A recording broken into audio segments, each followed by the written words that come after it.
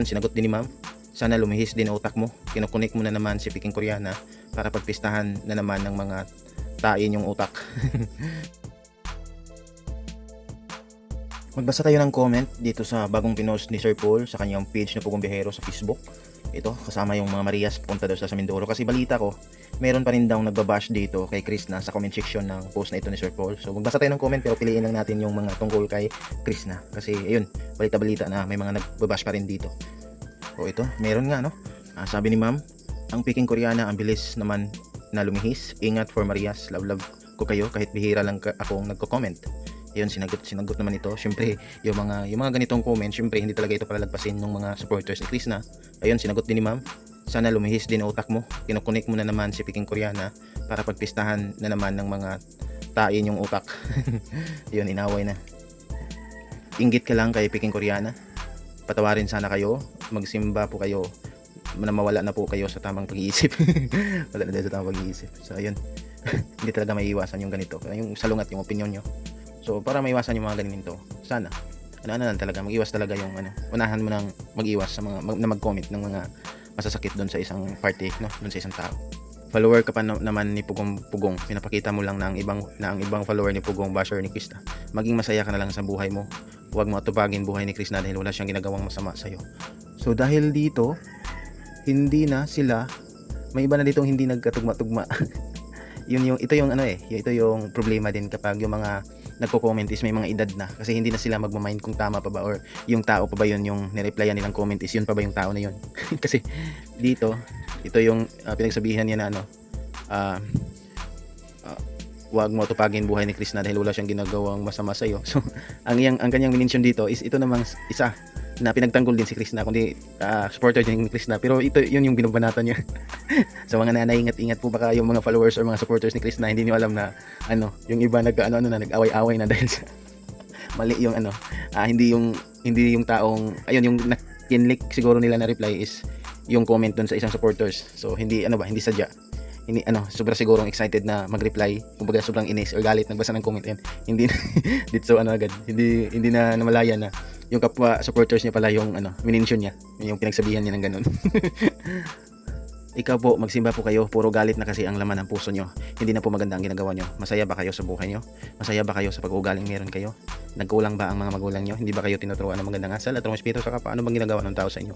Mayroon ba? Ito si ma'am, supporters din ito ni Krishna. Sinagot lang niya ito, nag-comment na yung Peking Koreana daw ang bilis daw lumihis, yung mga ganun.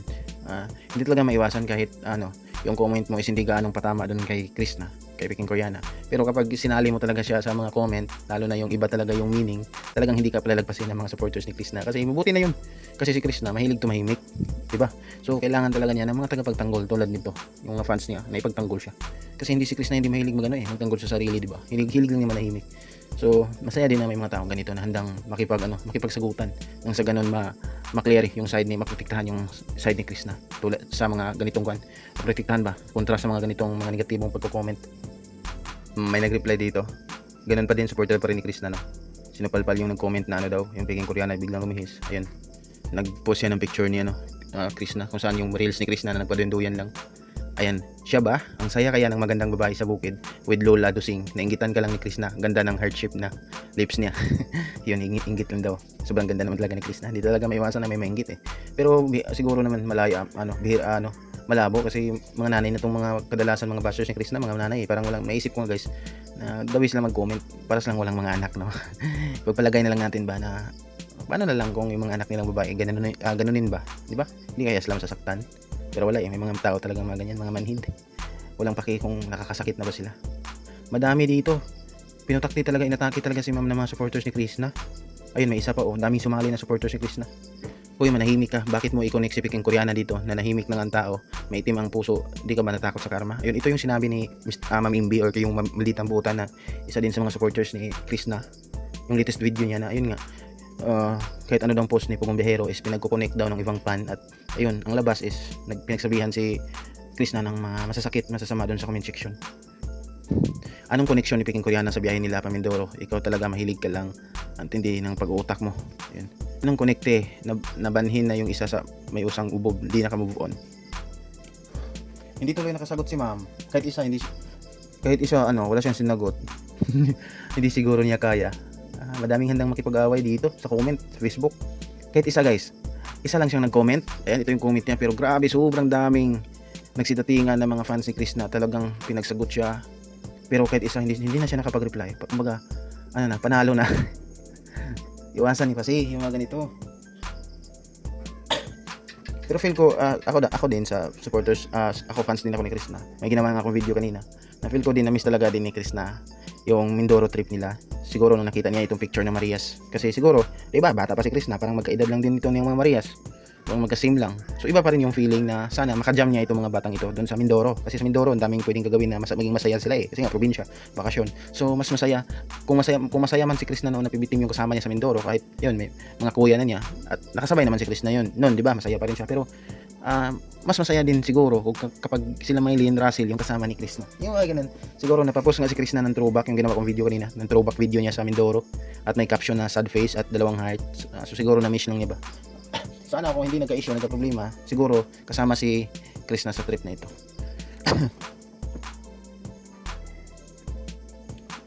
Pero ang point dito ng mga kapwa ko fans ni Chris na wala naman talagang connect itong post ni Sir Paul kay Chris na, di ba? Yung caption niya, pagbabasihan nyo, Pamindoro na sila, wala nga yung pangalan ni Chris na doon. So yung mga fans lang, yung mga mga bashers ni Chris na is yung pilit kinoconnect yung pangalan ni Chris na dito sa comment section. Pero hindi naman binigo si Chris na sa kanyang mga supporters. Pinagtanggol talaga siya. Kahit sa comment section naman, at talagang yung mga kapwa supporters ni Chris na is handang ipagtanggol siya. Isa pa lang yung comment na nakikita ko guys, sana kinoconnect pa rin kay Chris na yung post na yun. Dito, yung mga comment sa post na ito na hindi nila pilit kinunik kay Chris na, kahit isa walang mga reply, no? Kasi maganda lang yung comment nila. Kumbaga tungkol lang talaga sa Marias. Ayan, God bless you all, Marias, ingat kayo sa biyahe, yung mga ganun. Pero kapag may comment na parang parinig kay Chris na or banat para kay Chris na, talagang hindi pinapalagpas ng mga supporters. Halimbawa, at ito guys, ito, siya lang, pangalawa na to. Ayun, sabi niya, masaya sana kung nakakasama si Chris na. So ayun, yun lang ang sabi ni ma'am, masaya sana kung nakasama si Chris na. Pero ayan, replyan din ng supporters si Chris na. Nagpaalam po si Chris na kay Sir Paul na i-post ni Chris na yung video niya nung nagpunta sila ng Mindoro. Charis, ayaw tantanan si Chris na, grabe na ang ginagawa niyong pambabash. Si Lord na ang bahala sa inyo. Iroramen nyo, Mount Lion. Yung iba kasi guys, talagang nagigigil na din yung ibang fan ni Chris na kapag nandun sila sa comment section ni Sir Paul. Kasi para sa akin ang sabi lang ni ma'am dito, masaya sana kung nakakasama si Chris na. Pero ayun, yung isang supporter si Chris na, talaga yung iniba niya, iba yung dating sa kanya. Kumbaga para sa kanya, pambabash na daw kay Chris na. So yun, ayaw tantanan si Chris na, grabe na ang ginagawa yung pambabash. So yun, grabe kasolid yung ibang fan si Chris na, no? Talagang, dito may tungkol kay Chris na, pero hindi pambabash. So basahin lang natin din. And sa aking opinion, kung nagkamali man ng isa, sana may second chance kasi nobody's perfect naman. Kung talagang mahal ni Sir Paul, sana may second chance. Pero wala, hindi niya minahal si Chris na. Sa teleserye lang nila yon at sa mga avid fans nila. Kaya ganoon, kaya move on na lang ang lahat. Sana si Chris na makakita ng partner na higit pa kay Sir Paul, or sana sikapin niya na ma-improve niya ang sarili niya. Sikapin niya na kaya niya iangat ang pamilya niya at i-develop niya ang sarili niya na smart tingnan. Ayun. Tama ka dyan. Walang silang teleserye, ngayon intindihin ninyo yung sinasabi ni Sir Paul. Tinulungan niya lang si Chris na, kaya yun ang naisip niya para makilala siya. Kaya tigilan ninyo si Chris na, grabe na kung totoo man ito. Nung una din kasi, yung bago pa lang na-case yung Chris Pao, may feeling din ako nito guys, nakaisip din ako ng mga ganito. May duda ba na siguro teleserye lang yun. Kumbaga ang purpose lang ni Sir Paul nang gusto, nakita siguro ni Sir Paul na may potential si Chris na mag-vlog. Kasi nakita din siguro ni Sir Paul yung damdamin ni Chris na matulungin ba, mabait na bata, 'di ba? So karapat dapat na mag-vlog at magaling magsalita sa camera. So yun siguro yung naisip na paraan ni Sir Paul, nang sa ganon yung subscribers niya or supporters ni Sir Paul is makilala din si Chris na at maka-build ng fan base si Chris na, mga supporters niya. Yun siguro yung paraan ng pagtulong ni Sir Paul sa kanya, no? So siguro yun yung purpose ni Sir Paul kung totoo man na teleserye. So ano man yun, pabor talaga din. Pabor din talaga. Ang isang point lang doon is binigyan lang talaga ni Sir Paul si Chris na opportunity na mabago yung buhay niya, no? Matulungan yung pamilya. Tingnan niyo naman ngayon, di ba guys? Kasi hindi natin makikilala ang isang peking Koreana, Chris na mahusay, kung hindi dahil kay Sir Paul. So yun. Move on na, mahirap magtiwala ulit lalo na may sinasabi, tapos hugas kamay pa si girl. Pasalamat na lang, mahal si Paul ni Lord, kinagamayan talaga siya. pag-move on doon sa issue, hindi talaga mapilit yun ng iba. Kasi, ayun nga, kasi, lalo na doon kay Chris na, may mga tao pala kasi umaasa pa, hanggang ngayon hindi pa makamove on doon sa nangyari.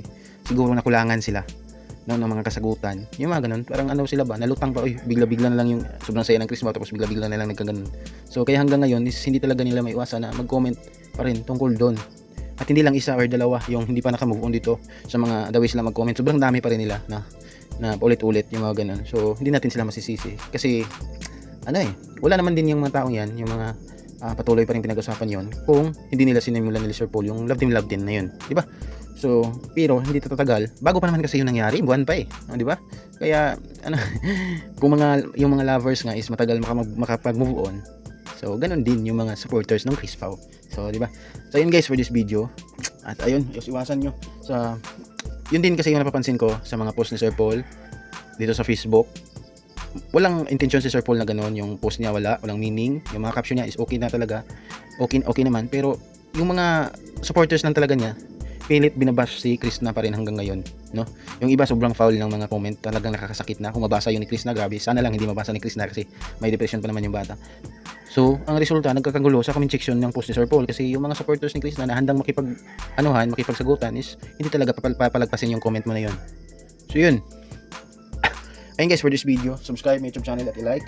At maraming salamat po at ayun, abang-abang lang tayo sa bagong upload ni Dayugdot at ni Chris na. And God bless inyo lahat, maraming salamat po.